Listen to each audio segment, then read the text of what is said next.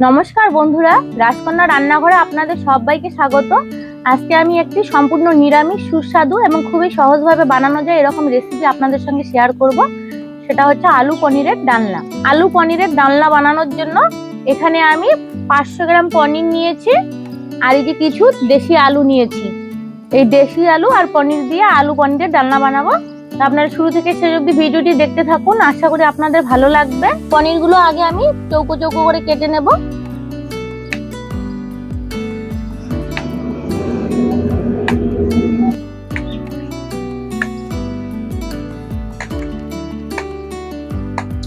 পনিরগুলো কেটে নিলাম, এখন আলুগুলো ছুলে নেব।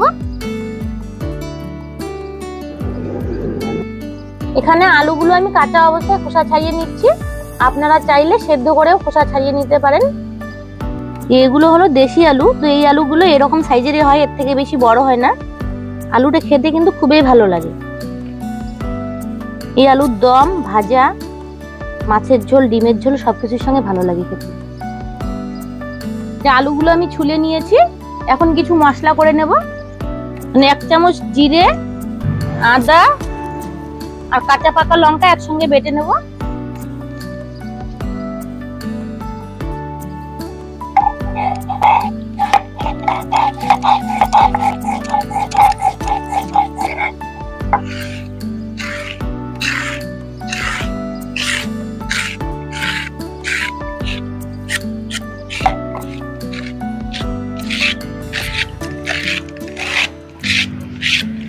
এখন 1 চামচ পোস্ত দানা, 8টা কাজু বাদাম আমি একসঙ্গে বেটে নেব।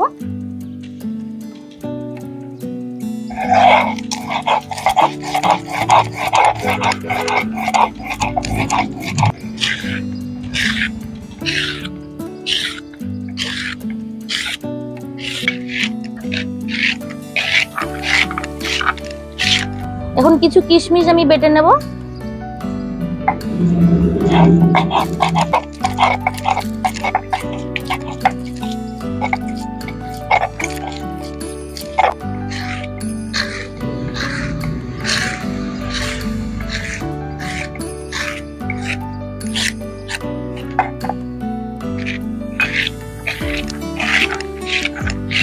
এখন একটু গরম মশলা বেটে নেব।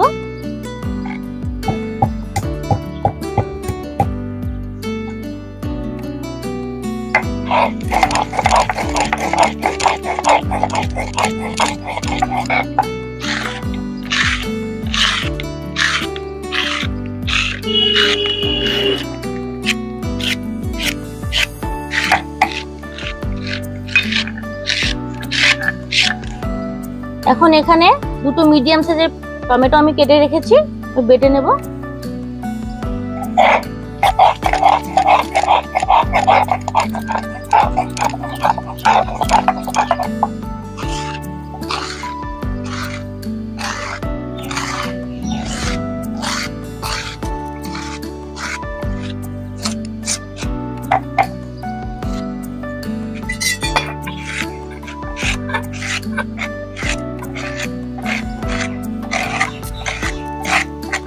সবকিছু বেটে নিয়েছি, এখন রান্নায় চলে যাব।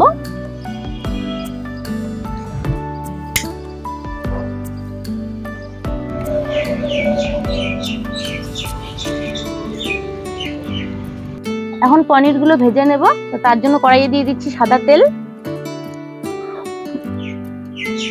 আর দিয়ে দিচ্ছি 1/2 চামচ লবণ।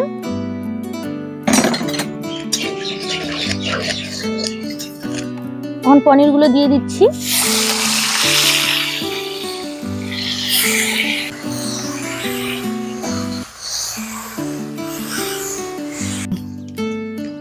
পনিরগুলো ভাজা হয়ে গেছে, 2-3 মিনিটের মতো ভেজে নিয়েছি, আর একটু লালও হয়ে এসেছে পনিরগুলো। নামিয়ে নেব।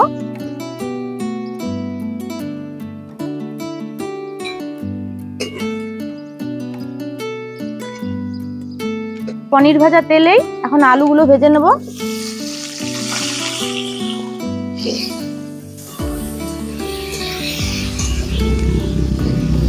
পনির ভাজার সময় তেলে আমি লবণ দিয়েছি, এখন একটু আলুগুলোতে হলুদ দিয়ে দেব।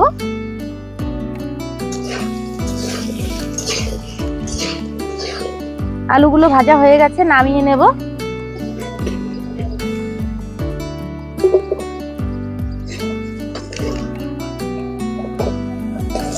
আর একটু তেল দিয়ে দিচ্ছি। ফোড়নের জন্য দিয়ে দিচ্ছি 2টো শুকনো লঙ্কা, ছোট এলাচ, দারচিনি আর কয়েকটা গোলমরিচ। ফোড়নটা হয়ে গেছে, এখন জিরে, কাঁচা লঙ্কা আর আদা বাটাটা দিয়ে দিচ্ছি।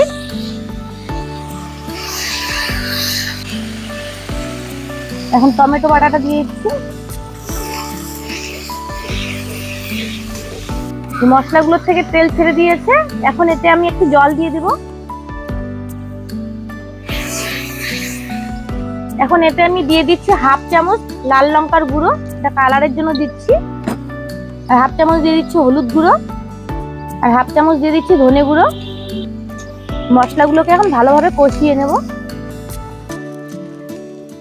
মশলাগুলো 2-3 মিনিটের মতো কষিয়ে নিয়েছি। এখন এতে আমি কাজু আর পোস্ত বাটাটা দিয়ে দিচ্ছি। এখন আরো 2 মিনিটের মতো আমি কষিয়ে নেব। মশলাটা ভালোভাবে কষিয়ে নিয়েছি। এখন এতে আমি ভেজে রাখা আলুগুলো দিয়ে দিচ্ছি।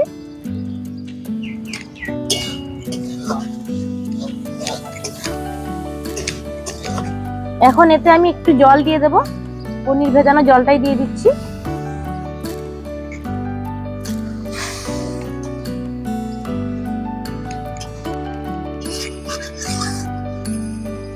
এখন আলুগুলোকে আমি ঢেকে দিয়ে একটু সেদ্ধ করে নেব কম আঁচে 5 মিনিটের মতো। 5 মিনিট একদম কম আঁচে ঢেকে দিয়ে সেদ্ধ করে নিলাম। আর এইদিকে দেখুন মশলা থেকে তেল ছেড়ে দিয়েছে। আলুগুলোকে ভালোভাবে কষিয়ে নিয়েছে, আলুগুলো অনেকটা সেদ্ধ হয়ে এসেছে। এখন এতে পনিরগুলো দিয়ে দিচ্ছি। পনিরগুলোকে একটু মশলার সঙ্গে কষিয়ে নেব। মশলার সঙ্গে পনিরগুলো ভালোভাবে কষিয়ে নিয়েছি। এখন এতে দিয়ে দিচ্ছি স্বাদ মতো লবণ, আর দিয়ে দিচ্ছি কিশমিশ বাটাটা। কিশমিশ বাটাটা আমি মিষ্টির জন্য দিচ্ছি, নিরামিষ রান্নায় মিষ্টি হলে ভালো লাগে একটু, তা আপনারা কিশমিশের পরিবর্তে চিনিও দিতে পারেন। এখন ভালোভাবে মিশিয়ে নেব। এখন এখানে আমি পনির ভেজানো বাকি জলটা দিয়ে দিচ্ছি।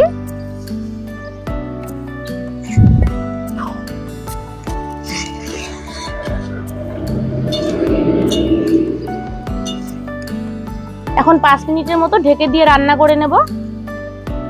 5 মিনিটের মতো হয়ে গেছে, এখন ঢাকনা সরিয়ে নেব।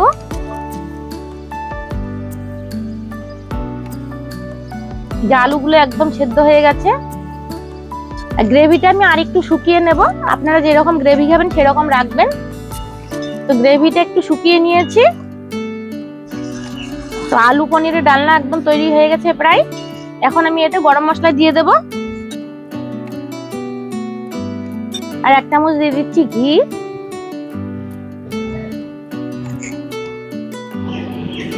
ভালোভাবে মিশিয়ে নেব সবকিছু। এখন উনুনের আঁচ আমি বন্ধ করে দিয়েছি। এইভাবে আরো 2 মিনিটের মতো ঢেকে দেব। এই 2 মিনিটের মতো ঢেকে রেখেছি কম আঁচে। আমার পনির আলুর ডালনা একদম রেডি।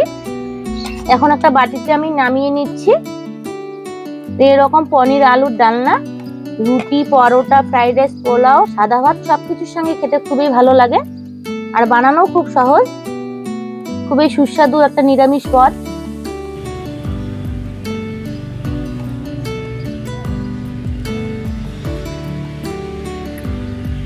এই যে বন্ধুরা, দেখতেই পেলেন কত সহজে এবং কত কম সময়ে সুস্বাদু একটা নিরামিষ রেসিপি তৈরি করে নিলাম।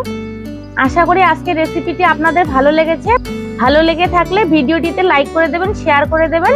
আর আমার চ্যানেলটিতে নতুন বন্ধু হয়ে থাকলে চ্যানেলটিকে সাবস্ক্রাইব করে দিয়ে আমার পাশে থাকবেন।